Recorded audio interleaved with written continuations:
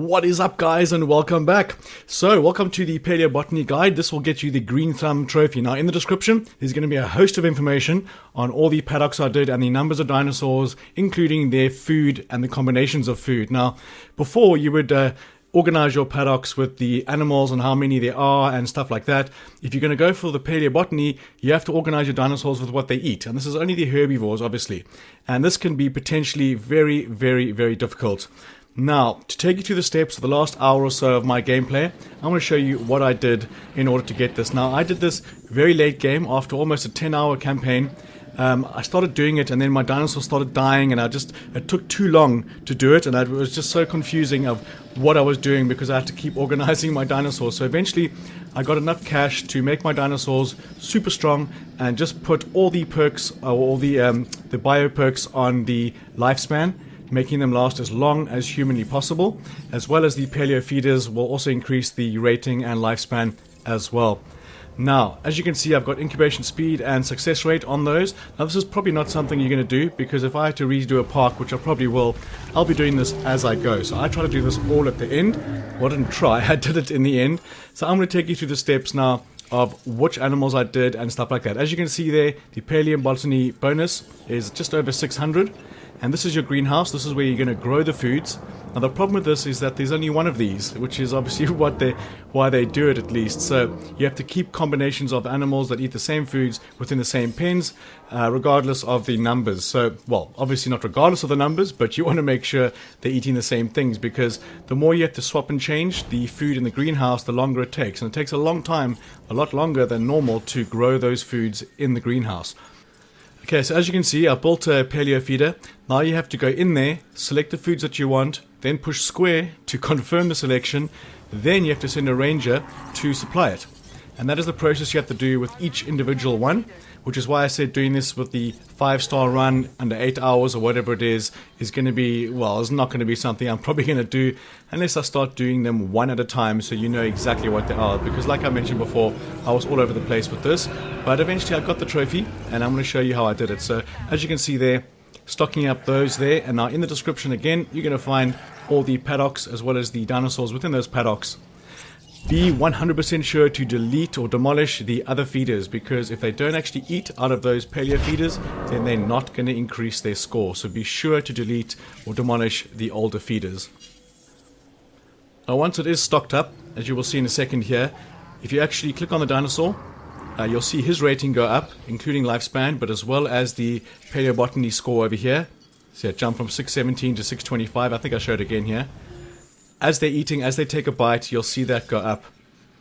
Now I'm going to be doing probably another guide a bit later on to see what an effect this has on your dinosaur rating and if it's actually worth doing it on the 5-star runs. I couldn't think it is because I couldn't do anything, not even send out my dig sites while I was trying to organize these damn feeders.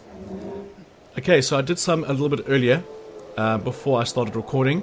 Now, when you're going to build new ones, you have to make sure the older ones are stocked up, because the second you change these feeders, or sorry, the grow plants here, then you can't resupply the ones that you've just done.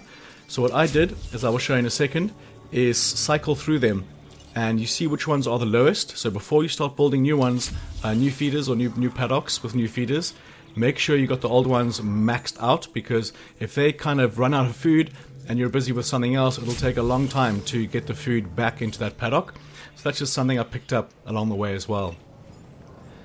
Okay, let us see here. So I've planted, well, that plant has grown. And now I can go restock the first one I did. And then I want to start doing the next one. So you just got to make sure you stock up the old ones before doing the new ones. Now in this kind of paddock, it's too small to have two. And I don't know why I did two there. I thought maybe if one runs out, they can go eat the other one, which is probably not a bad idea, but not very financially secure to keep building two in such small paddocks. But as you can see, just restocking it again and then getting the ranger to go stock it up as well. There she is. Now the tall feeders, that's something else, which I want to get into in a second. Now, I know what I have to build next, and I need to try and not delete ones that the other ones need, because you can leave some of them left over. So you might as well have a look at the lowest stocked paleo feeder as well as the second lowest, just to get an idea of what you're going to be doing next, as to not really screw yourself over. So let's have a look at what I've got there. I'm changing the pawpaw, I think, to the Conifers. Or that's the Cycads, was it? I'm not sure which one that was, sorry. But within these feeders, again, same as the paleo ground feeders, you just got to restock them, making sure they are full before moving on to the next one. So I'm having a look around now, that's 8. And I do get more detail that in a second. The easiest way to actually check which has the lowest one is to cycle through them. A quick score check, 721. Almost halfway. Now having a look at the other ones again, this is the next one I was going to do. The Torosaurus. What else have we got in there? Torosaurus and Kentosaurus. And then the Triceratops I was going to put in there in a second, but they just weren't in there yet. But again, having a look around, making sure I can top up anything I can top up. I did do that paddock as well. I've got the Archaeornithomimus, Struthiomimus and Gallimimus in there. And they have very different food to everyone else. They like the grasses pretty much. Okay, so touching on what I mentioned earlier about the cycle through. If you click on the paleo feeder and scan one to the right, and you can see there 3 of 8. I think it was 3 of 10. And just go through it and see which one has the lowest. And make sure you stock that one up before changing the food that's already in your greenhouse. And then if you can keep track, see what the second lowest one is as well. And you might have to just change 1 or 2 instead of changing the whole lot.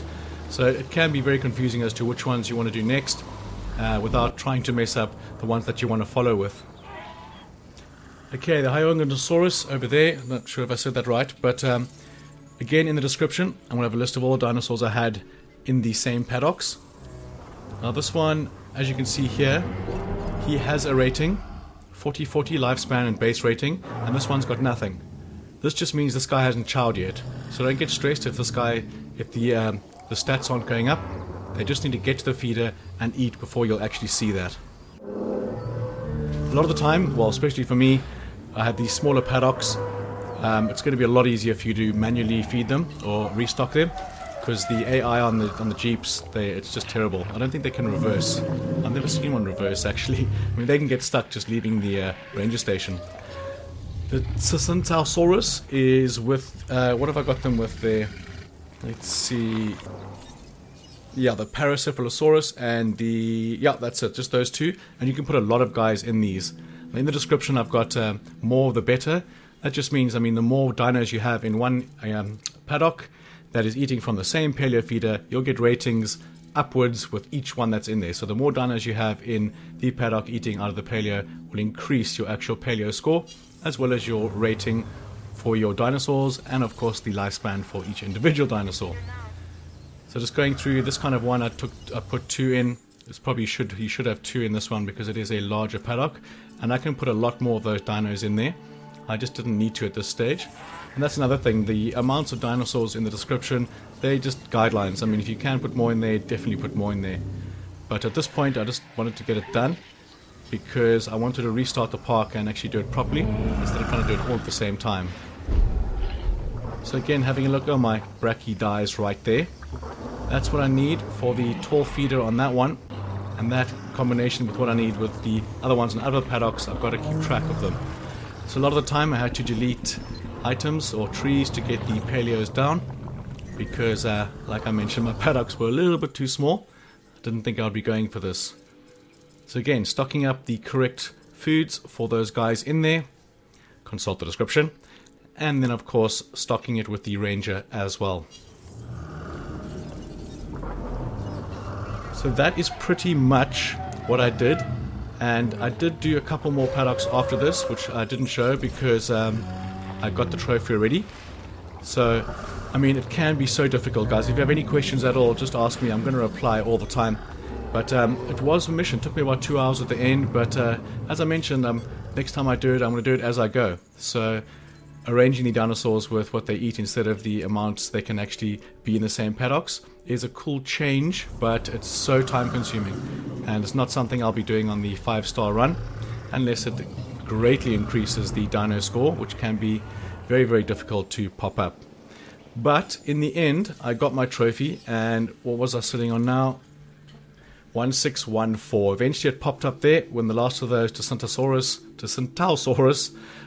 was chowing the Paleofeeder, and the trophy popped for me somewhere around there. I think it was, I was feeding the Struthios up top and it popped, but it did pop in the end. There she is. So there we have it, guys, a rough guide to the Palaeobotany trophy, or the Green Thumb trophy, that is. Again, any questions you have, just ask me. I'm always going to reply, guys. I hope you're enjoying this DLC as much as I am. It is an absolutely cool new main story campaign, and I was very stoked to get it. But guys, I want to say thank you so much for watching, and I'm going to catch you on the next one.